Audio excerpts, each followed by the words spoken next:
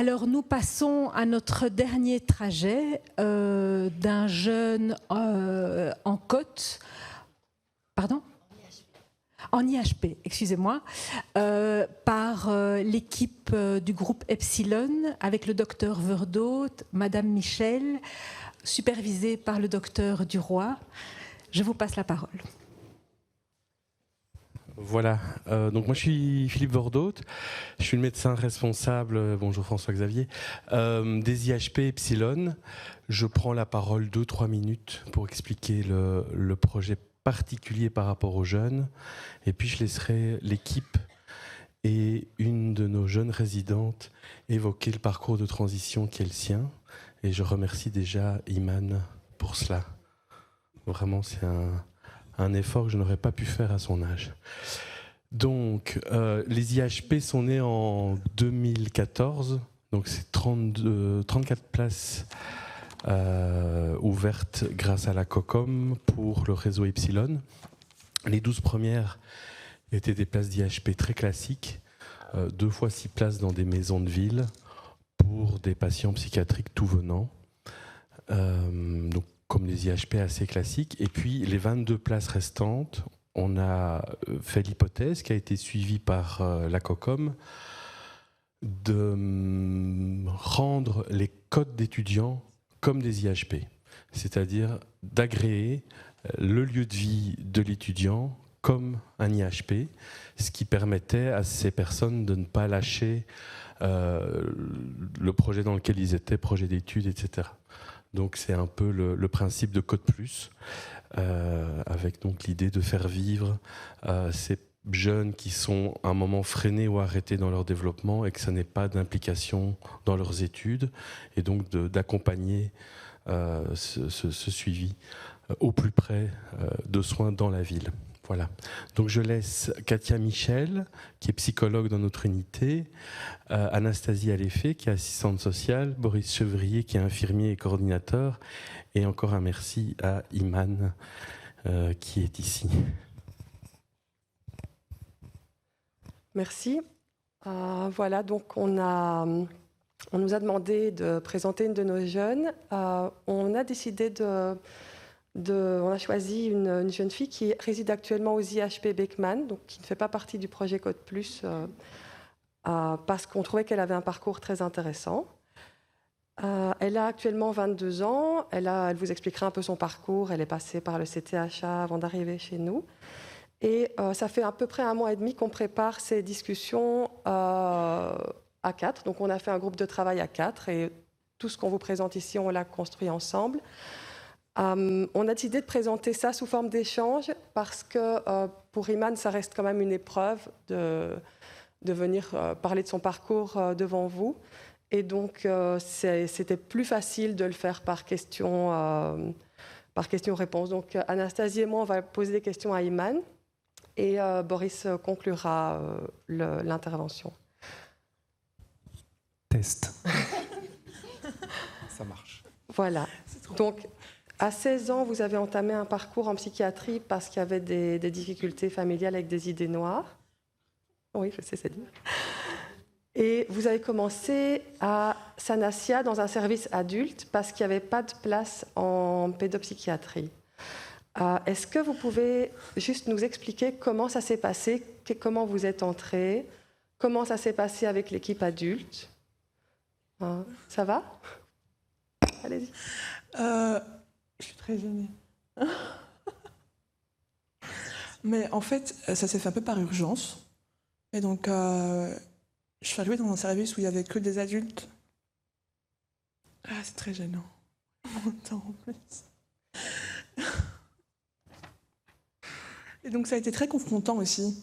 Parce que j'étais face à des personnes qui avaient des maladies quand même assez imposantes et très lourdes. Et donc, c'était très dur au début. Mais après, il y a toujours un espèce de lien qui se crée. Et une place qu'on trouve aussi un peu dans tout ce groupe-là. Parce que c'est un groupe qui est déjà préfet. Et donc, voilà. Et c'est la première fois que vous avez rencontré votre psychiatre actuel? Oui. Je ne sais pas si on la nomme, mais c'est le docteur Kiran. Voilà, donc, je ne sais pas. Et oui, et donc depuis, c'est elle qui me suit, hein, et donc ça s'est fait sur plusieurs années, mais je sais pas quoi dire. C'était important pour vous d'avoir une personne qui vous suive depuis ce moment-là, qui est toujours restée présente? Oui, parce que ça a été une des premières personnes qui m'a cru, c'est bête à dire, mais qui m'a cru et qui m'a prise au sérieux aussi. Et donc, elle a su créer ce lien de confiance et tout ce qui va avec. Et vous nous avez aussi expliqué que cette hospitalisation, ça avait été très difficile pour vous aussi au début parce que vous avez dû vous adapter aux patients, mais il y avait aussi le fonctionnement de l'équipe. Ah oui. Alors l'équipe, elle avait un fonctionnement très spécial, on va dire. Et donc du coup, c'était très compliqué parce qu'on était un peu, entre guillemets, forcés à faire des activités qu'on voulait pas faire ou je sais pas, je suis stressée. Les activités que vous vouliez pas faire, c'était... C'était bête, hein, mais c'était des trucs du genre des soins de visage ou du coloriage ou de la peinture. Enfin, Après, elle m'expliquait que c'était parce que c'était pour nous mettre dans un rythme tous les jours quand même, mais il y a un temps d'adaptation à avoir avant de commencer ce genre d'atelier. Et donc voilà. Oui, c'est bien. Et donc, Iman, vous pouvez nous dire combien de temps vous restez alors à Sanassia? 3 mois et demi. Donc j'ai fait genre de début juin à fin septembre 2016. Okay. Donc, Et donc il y a une sortie à Sanassia. La sortie se passe comment? Vous êtes orienté? Vous retournez où? Du coup, je rentrais à la maison chez ma mère. Et c'était un peu le lieu de base problématique. Donc c'était un peu comme un retour à la case départ en fait. Donc ça n'a pas tenu longtemps, hein. Clairement. Au bout de quelques semaines, quelques mois même pas, j'ai de nouveau des idées noires et tout ce qui va avec. Donc ça a été très compliqué à gérer et tout ce qui va avec. De nouveau une hospite.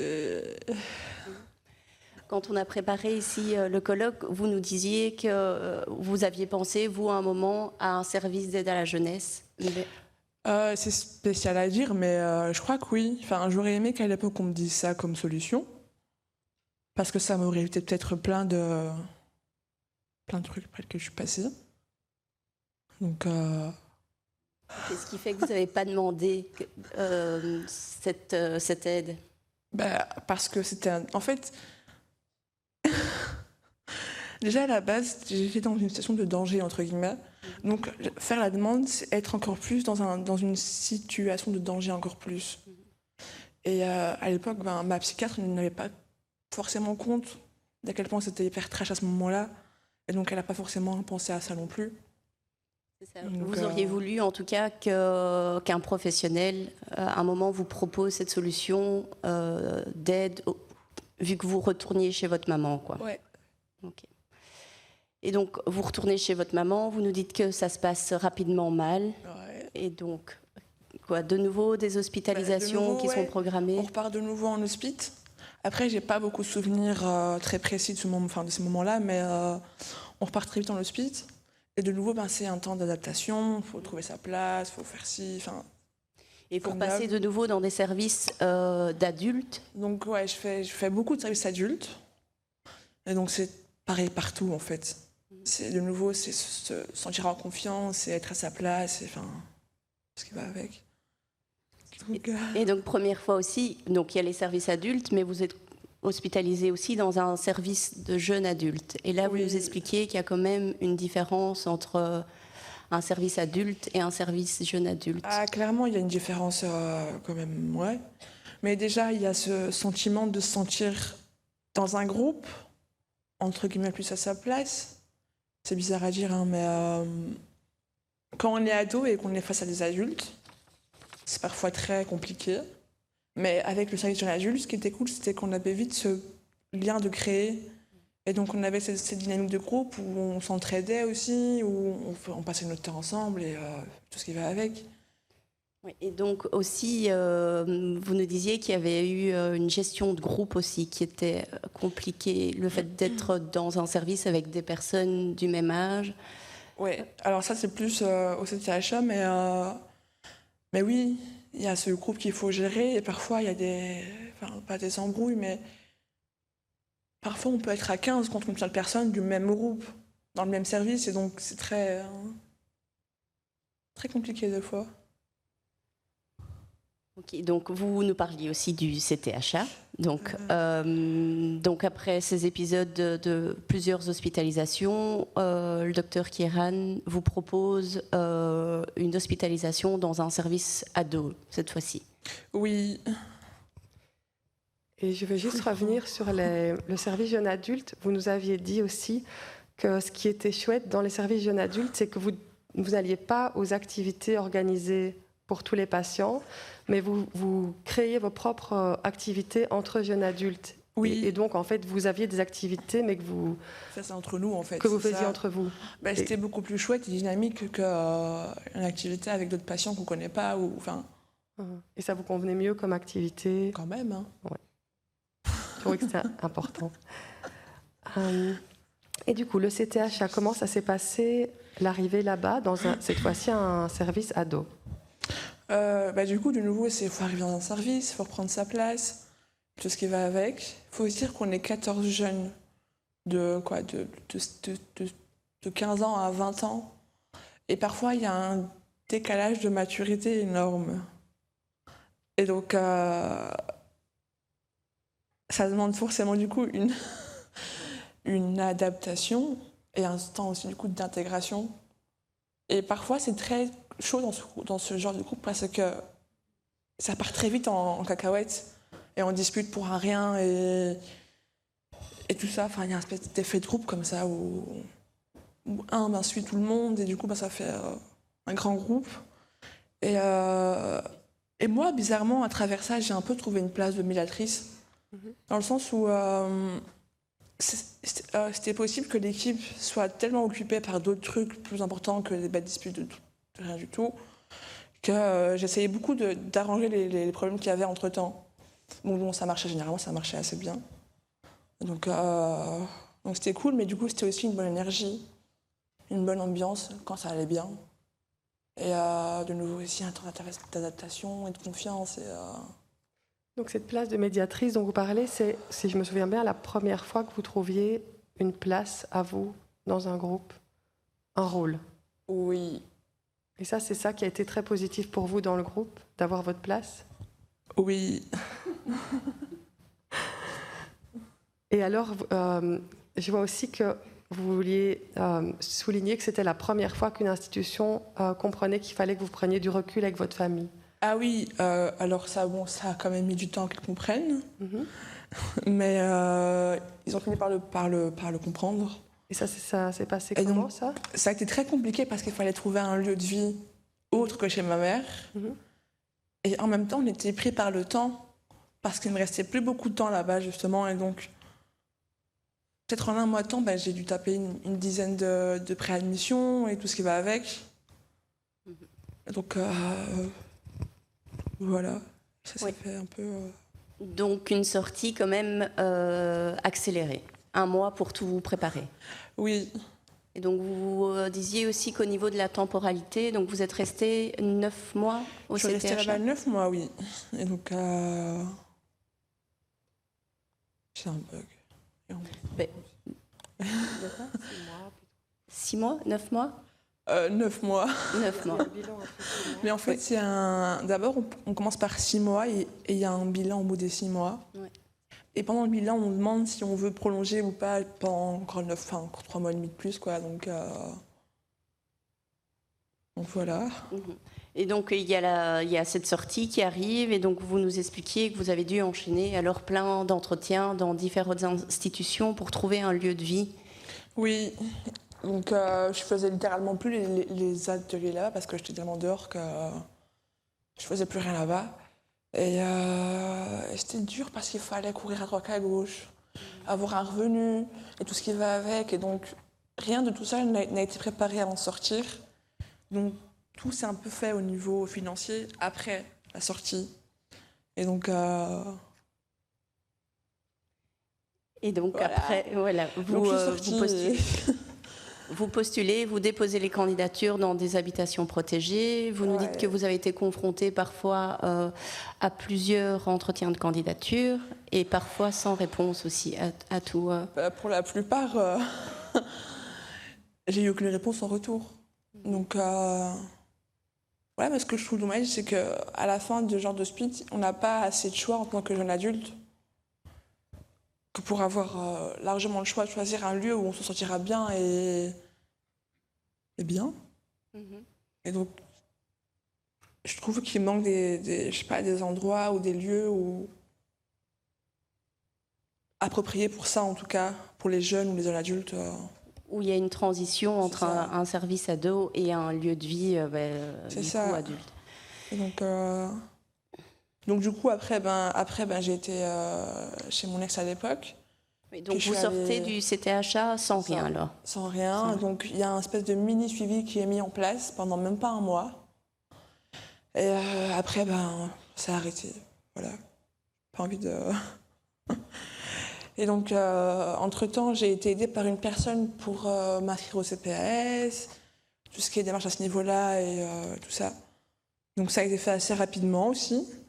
Et puis, j'étais à Saint-Jean et j'ai eu votre réponse là-bas. Et donc, voilà. Donc, juste après, pour revenir sur votre entrée aux habitations protégées Beckman, vous nous disiez quand même à un moment qu'il y a eu une peur, une crainte de vous retrouver à la rue, étant donné qu'il n'y avait pas de place dans les institutions, dans les habitations. Mais bien sûr. Parce que quand on n'a pas de réponse comme ça et qu'on est un peu entre deux chaises, entre guillemets, c'est un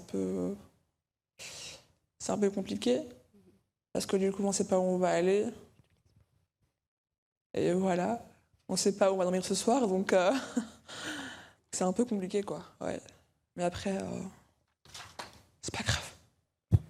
Donc en fait, il y a eu un mois entre le moment où vous vous êtes dit qu'il fallait sortir du CTHA et le moment de votre sortie effective. Donc en un mois, vous avez dû faire toutes les recherches pour trouver un autre endroit où aller. C'était un peu court. On sait tous que dans les IHP, les listes d'attente sont beaucoup plus longues qu'un mois. C'était très long.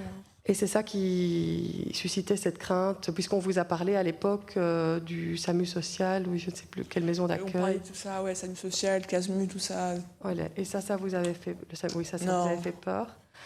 Et donc finalement, vous arrivez chez nous quelques mois après. Et là, qu'est-ce qui a été difficile à votre arrivée dans une IHP, même s'il y avait des jeunes adultes, mais qui est quand même adulte? Alors moi là, je suis clairement plongée dans la vie d'adulte, mais littéralement. Et donc, je dois gérer un loyer, des factures, faire des courses aussi. Des factures des hospitalisations précédentes qui vous tombent aussi, dessus. En plus. Et donc, qui fait que vous commencez avec des dettes. Littéralement. Oui. Et donc,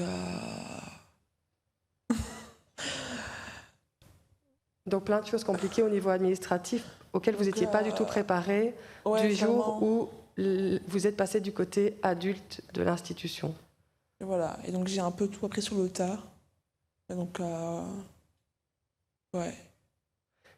Est-ce qu'il y a quelque chose que vous voulez ajouter? Non. En tout cas, moi, je vous félicite de votre... vous avez été nickel.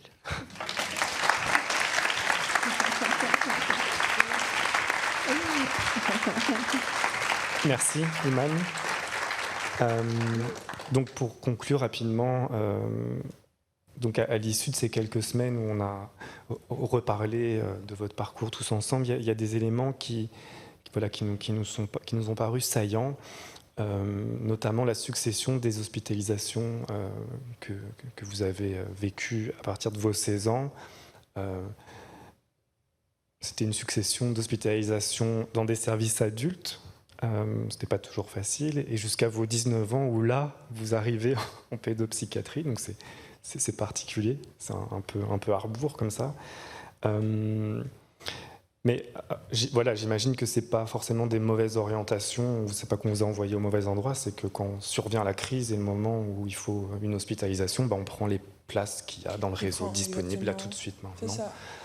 Et donc voilà, évidemment le constat c'est qu'il manque, vous l'avez dit, mais il manque des lieux pour les jeunes adultes, il manque des places. Ouais. Un autre élément qui était aussi marquant pour nous, c'était de remarquer que votre psychiatre, le docteur Kiran, était quelqu'un de très central et de très très important, et que c'est une rencontre en tout cas qui est restée tout au long de ces années, qui était soutenante, bienveillante, et qui était un peu le fil conducteur comme ça pendant cette trajectoire.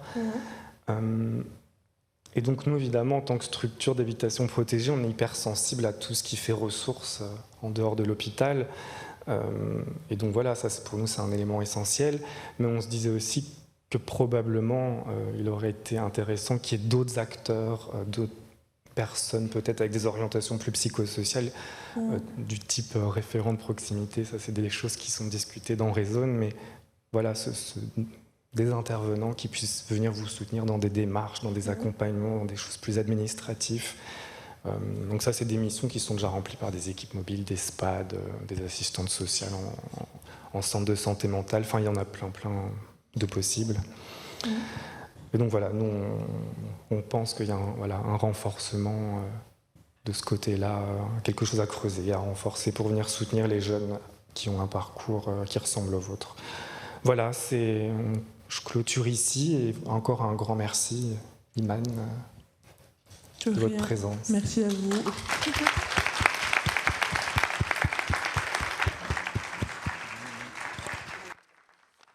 Un petit mot pour vous remercier déjà, mademoiselle, en tout cas pour l'exercice, et remercier toute l'équipe de Code Plus. Il y a juste un mot quand même qui est revenu plusieurs fois que je trouve important, c'est le mot adaptation. Combien vous avez dû vous adapter à toute une série de choses. On sent dans votre parcours quand même chaque fois d'accepter une nouvelle structure, de s'adapter. Je crois qu'on oublie, nous qui sommes sur le terrain et on va tous les jours dans le même endroit, que nous on est déjà bien adaptés, mais les gens qu'on accueille, ils doivent s'adapter chaque fois. Je pense que c'est un mot à retenir en tout cas de votre parcours. Voilà, je vous remercie, je pense qu'on laisse la place aux questions. Merci beaucoup à toute l'équipe et surtout merci à Iman. Iman, vous devez savoir que votre témoignage est vraiment très très important pour nous et vaut beaucoup de témoignages, vaut beaucoup de... je ne retrouve pas mes mots, de séminaires théoriques en fait. Vous pouvez y aller. Merci.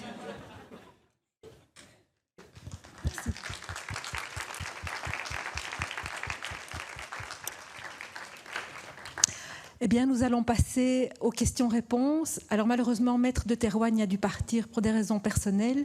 Il n'empêche, je vous propose de pouvoir poser des questions.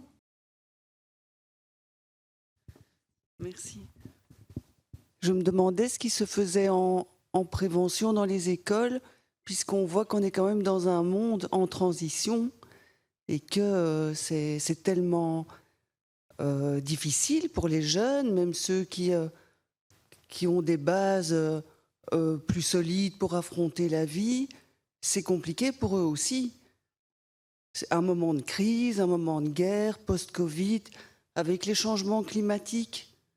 Donc il y a un stress important chez tous les jeunes. Comment est-ce qu'on soutient ça en prévention, quoi ? Si vous avez une réponse. Pour quel intervenant votre question en fait ? Pour tout le monde. Enfin, il y avait Monsieur de Théroigne qui soulevait ça, ces problèmes de société. Mais monsieur est parti, le juriste est parti, mais c'est une question à la base de tout le reste. Je trouve que c'est vraiment une très très bonne question et on pourrait se demander si le silence qui en résulte n'est pas un petit peu à l'image du cloisonnement de toutes nos professions, malgré les efforts qui sont faits actuellement pour qu'on décloisonne les différentes sphères ou les différents champs. Je crois que ça reste encore très très compliqué de se connaître. Je sais que du côté des assuétudes, il y avait un projet pour aller dans les écoles, mais c'était un projet, en tout cas à Namur, qui a été gagné, entre guillemets, par une équipe bruxelloise qui n'était pas très à même au niveau de la connaissance des écoles, et donc c'est tombé un peu à l'eau. On a rencontré à Phoenix les PMS une fois par mois autour des questions d'assuétude, mais il y a un manque de moyens. Ils ont créé des référents assuétude, en tout cas pour accueillir les jeunes et essayer de faire du coup des relais vers les secondes lignes. Mais je suis d'accord avec vous, il faudrait vraiment s'attaquer à la prévention et pas dans quelque chose de calmer le jeu, dans quelque chose Enfin, j'aimais bien cette idée de ces petites vidéos de ce matin, de se dire, tiens, mais comment faire porter la voix des jeunes pour qu'ils se sentent entendus et pas juste les calmer et les faire retourner sur le droit chemin. Mais je pense qu'il n'y a pas grand-chose. Mais je ne suis pas dans la scolarité. Bonjour, moi je suis endocrino-diabétologue, donc je ne suis pas du tout dans le milieu social ou psy. Mais je m'occupe beaucoup de transition. On a développé des consultes de transition en endocrinologie et en diabétologie avec nos collègues de l'hôpital des enfants pour essayer justement d'éviter les pertes de suivi et de prendre en charge le mieux possible ces jeunes adultes. Et on fait ce qu'on peut, comme on dit, on a ici Patricia qui est infirmière dans notre service. C'est vraiment très difficile parce qu'on n'est pas formé pour ça, nous. Donc on se retrouve parfois face à des situations extrêmement compliquées. J'en ai un peu discuté avec Anaïs tout à l'heure, mais on parlait du décloisonnement. C'est fondamental qu'on ait nous aussi des ressources, des personnes ressources pour ces jeunes qui sont parfois dans une situation d'urgence terrible. Là, on en a une petite qui est en complet décrochage thérapeutique. Et pour un patient diabétique de type 1, être en décrochage thérapeutique, c'est vraiment mettre sa vie en danger. Mais elle a 20 ans. Et donc, c'est difficile pour nous de savoir jusqu'où on peut aller, puisqu'évidemment, c'est dommage de nouveau que le jury soit parti, mais avec une jeune femme adulte, enfin qui est majeure en tout cas, adulte, je ne sais pas, mais majeure.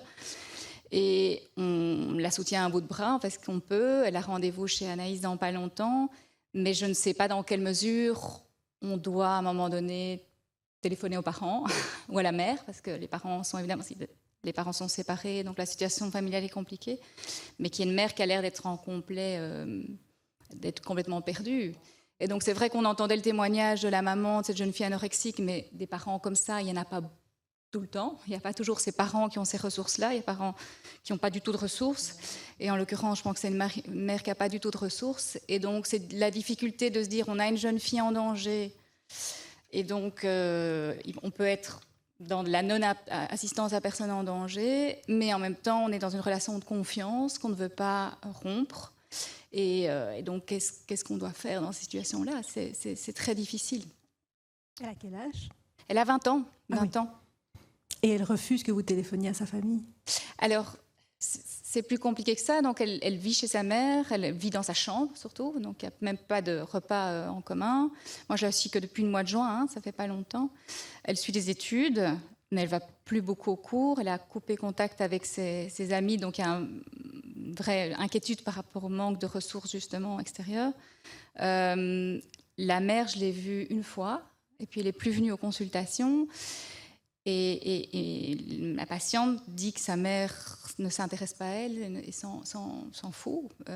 Mais je lui ai expliqué que ça, c'était juste pas possible, parce que je ne pensais pas ça. Mais voilà, donc j'étais inquiète à un moment donné parce que je lui envoie des mails, je l'appelle pour essayer de l'encourager à faire ses injections et à poursuivre son suivi. Elle est toujours venue aux consultations, ça c'est le seul truc positif.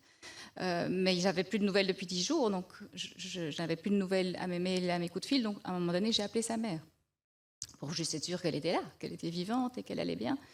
Et elle était là, et donc je lui ai dit, mais viens me voir demain. Et donc je l'ai revue, mais c'est vrai que c'est difficile de savoir jusqu'où on peut aller. Donc là, elle ne veut pas être hospitalisée. Mais je pense qu'elle est en dépression sévère et c'est la seule chose qu'il faut faire, c'est l'hospitaliser. Parce qu'elle veut juste pas aller mieux. Et je pense qu'elle a juste pas les ressources. Elle n'a même plus les ressources pour demander de l'aide correctement, quoi, pour se sortir de sa situation. Mais je suis pas sûre que la mère ait plus les ressources. Donc c'est ça qui est difficile.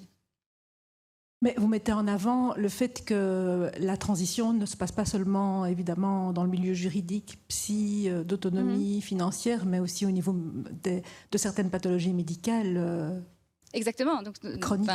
Je pense que l'endocrino n'est pas les seuls à faire ça. On travaille beaucoup à l'hôpital. Il y en a d'autres qui vont faire ces consultes de transition. Ça, c'est vraiment super important. Mais c'est vrai que ces enfants, la transition, on l'a dit, c'est pas simple. Donc souvent, ils passent à des études supérieures où ils doivent trouver un boulot, ils déménagent, ils quittent la maison, ils changent d'hôpital, ils changent de médecin. C'est des maladies chroniques. Donc là, elle a son diabète depuis l'âge de 10 ans. Donc c'est des parcours de vie qui sont extrêmement compliqués et c'est une période de la vie qui est extrêmement compliquée.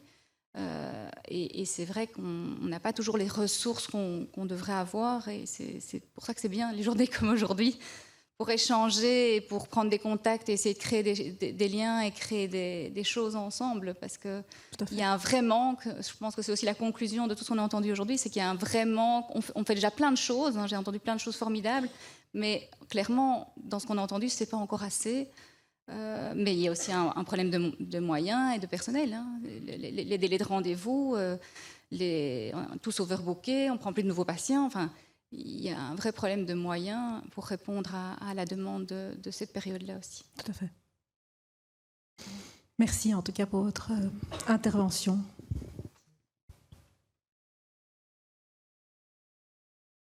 Est-ce qu'il y a d'autres questions? Interventions? J'avais envie de rebondir par rapport à ce que Suzanne posait comme question, par rapport à la prévention dans les écoles. Alors on n'est peut-être pas dans une politique de prévention, mais il y a quand même des choses qui sont en train de bouger avec les psychologues de première ligne, où normalement ils vont se mobiliser dans des lieux, dont les écoles, pour être en contact avec des personnes dans le besoin et plutôt des jeunes précarisés. Donc je pense qu'il y a des choses qui sont en train d'évoluer. Et puis nous, de notre côté, ici, dans l'unité de pédopsychiatrie, on est en train de mettre en place justement la question des psychologues de première ligne, de pouvoir faire de la détection de troubles alimentaires, mais également des jeunes à ultra haut risque, et de pouvoir travailler justement avec des psychologues qui vont se mobiliser peut-être dans d'autres lieux que l'hôpital, qui sont par exemple les écoles. Il y a aussi le projet de la maison d'adolescents qui commence à se mettre en route. Donc je pense qu'il y a on verra le colloque l'année prochaine, mais je pense qu'on va venir avec de nouvelles perspectives pour les jeunes en transition et les jeunes de 16-23, mais également les adolescents.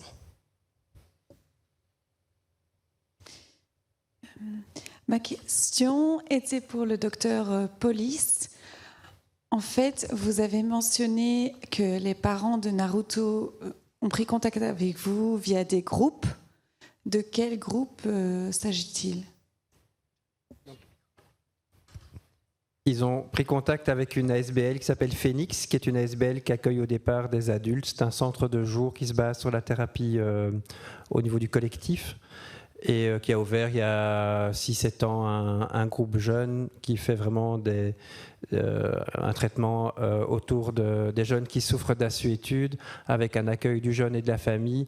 Mais c'est des espèces sur 10 semaines, le lundi soir, il y a un groupe. Le premier lundi, c'est un groupe d'information. Le second lundi, c'est les enfants vont d'un côté, les parents de l'autre. Et puis dans ce complexe de 10 groupes, il y a aussi une séance d'information, une séance plus théorique, et ça se termine par une séance multifamille. Et donc les parents, pensant que leur fils souffrait d'un problème d'assuétude, ont téléphoné là. Et donc c'est à travers ça. Et à Phoenix, de temps en temps, on m'appelle quand ils ont un doute sur une problématique psychiatrique, ce qui était le cas chez Naruto. Et il y avait eu une prime Covid ou je ne sais pas quoi, et du coup j'avais doublé mes heures à ce moment-là. Et donc ce complexe-là, les 10 semaines, j'étais dans tous les groupes parents. Et donc c'est comme ça que j'ai découvert les parents de Naruto. Oui, bonjour. Je m'appelle Nicolas Daumery. En fait, je veux réagir aussi à l'intervention de Madame par rapport à la place des écoles. Alors moi, je suis psychologue. Je ne travaille pas directement dans une école, mais je travaille au centre de service qui travaille avec une école spécialisée de type 7, l'IRSA. Donc je travaille avec des adolescents qui ont des troubles du langage, type dysphasie. Et voilà, depuis quelques années maintenant, on se questionne sur ce passage de transition entre l'institution, où ces jeunes sont en temps accueillis depuis qu'ils ont 3-4 ans et qui peuvent continuer tout leur parcours jusqu'à 20 ans, et puis tout d'un coup, ils sortent de l'institution, ils sortent de l'école, et ils sont un peu confrontés à eux-mêmes. Et comme ça a été un tout petit peu évoqué, effectivement, c'est aussi une population qui est assez sensible aux aspects plus psychiques, au développement de personnalité. Enfin voilà, les troubles du langage ont un impact assez massif là-dessus. Et c'est vrai que pour l'instant, on se questionne beaucoup sur ce qu'on peut faire. On a créé toute une série de travail auprès d'eux, avec les éducateurs, les assistantes sociales, les aspects psychiques.